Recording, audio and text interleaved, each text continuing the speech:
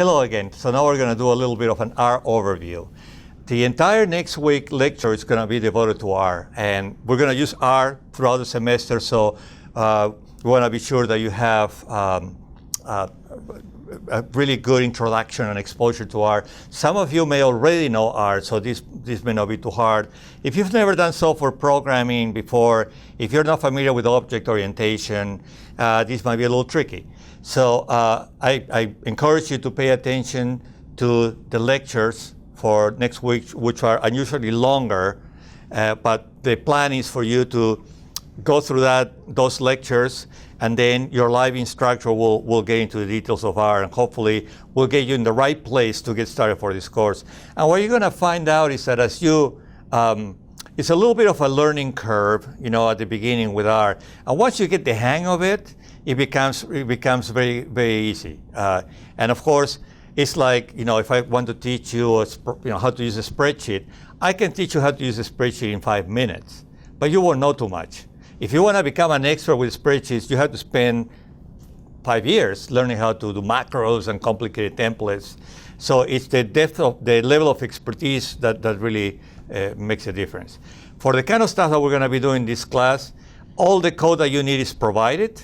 So the whole idea is for you to learn the code that I wrote and understand what I'm doing in the code. And when you get a problem for a homework or your project or anything else, you should be able to copy and paste that code into a separate file and then customize that code to your particular problem. So what I'm going to be doing here is just going to give you a quick overview of R, and then next week you're going to be going through the specific lectures on R, so you learn about objects, creating objects, and creating loops and functions and program control features and all of that. But let me give you a quick overview here. We're using R in this class. As you know, we use different tools in different classes because we want you to be exposed to a number of different things. We wanted to end with R because R is probably becoming the most predominant tool in business today for data analysis. And R is very, very popular for a number of reasons. But primarily, it's popular because it's open source. That means it's free. You can download it for free. And more importantly, developers create these libraries of functions that are called packages. And there are literally thousands of packages. And chances are that whatever you need to do in statistics or analytics, there is a package out there that will do it for you. Not only that, but there are sophisticated packages like R Markdown or Shiny that are actually optimized to help you come up with very, very sharp presentations. So R is great. R is object-oriented. That's the predominant paradigm for software development, is to use object orientation. Object orientation means that everything you do in the program is done with objects. So when you write a formula for a regression model, that formula is an object.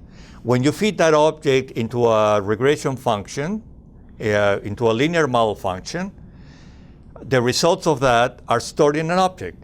And the important thing to know about those objects is that the objects have sometimes functionalities. That means you can do a little bit of analysis with them.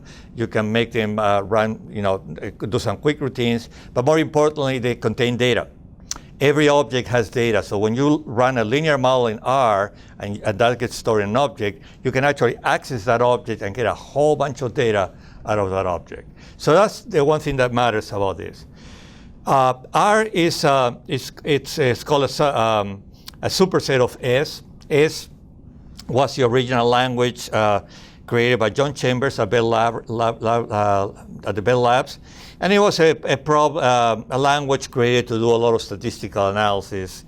And R is somewhat different, but it relates to S because it inherited all the routines from S in a way that if you take any code written in S and load it into R, R will run it. And chances are 99% of the code written in S will run in R fine. But if you write code in R, it will not necessarily run in S because R is a newer language. It has more features. Once again, S is proprietary by Bell Labs, but R is open source. That means that you can get it for free, and I give you that website for the R project, and we use this CRAN site, the CRAN, C-R-A-N. It stands for Comprehensive R Archive Network, and just go to the rproject.org site that I have linked in there, and you'll find a wealth of information. You'll find packages, instructions, downloads, everything you need. There's one thing called the mirror sites. What that is that I have learned that the original R code sits in a tiny little server somewhere in some remote area. And it's a small server, very slow. So if everybody in the world who's using R went to that site to download the software, it would just completely bog down that server. So what happens is the major universities and institutions, they've created mirror sites. The mirror sites copy the R code into their sites. So now there's several mirror sites that you can access to download the site. Any mirror site that you use to download your software is fine.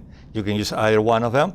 I use the Berkeley mirror site. It's worked for me, but they should all be just about the same. The recommendation is usually to pick a mirror site that is close to your location geographically, because that will make downloading packages and everything a little faster. Okay. Now the name R, where does the name R come from? There are two developers from the University of Auckland. Their names are Ross Ihaka and Robert Gentleman. And where do you think the R name came from? The R name comes from these two gentlemen's first names. They both start with R, so I said, well, let's call it R. I thought it was pretty clever. And actually, Robert Gentleman, I like that last name. I'm thinking about adopting that name for myself. It's a cool name to have. Can be called a gentleman every time. And so again, R is popular because of the packages. So if you need something, you have a package to do that.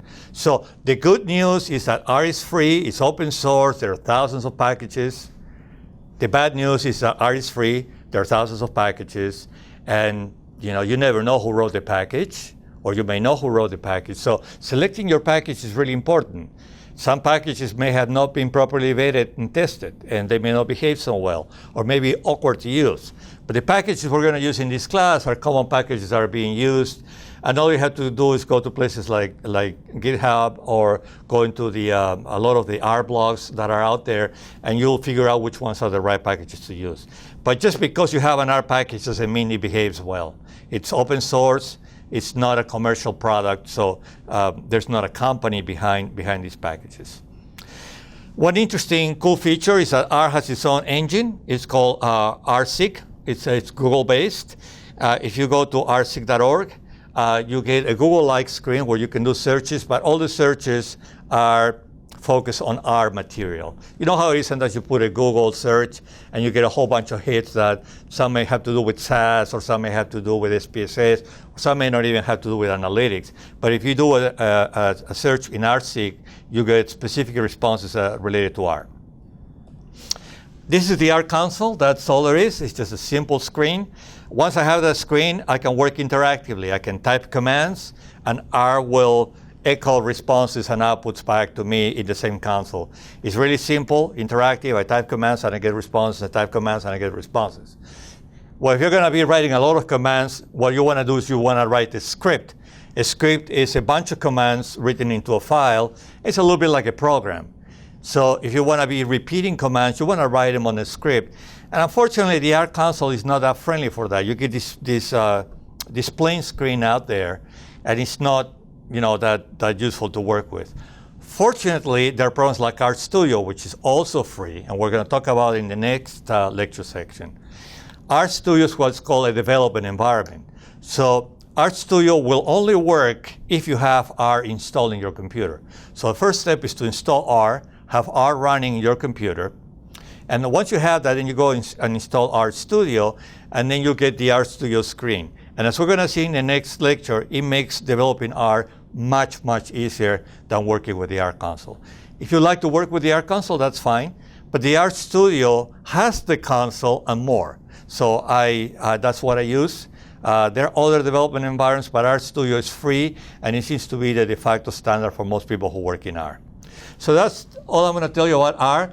And please pay close attention to the lecture next week You're going to go through all the R tricks, and then work with your live instructor, and be sure that you get very agile with R, because we're going to be using R all semester. Okay, I think it's going to be fun. My students get very excited when they get programs to run well and do the things they want to be done for their analysis. So I'll see you in the next lecture. Thank you.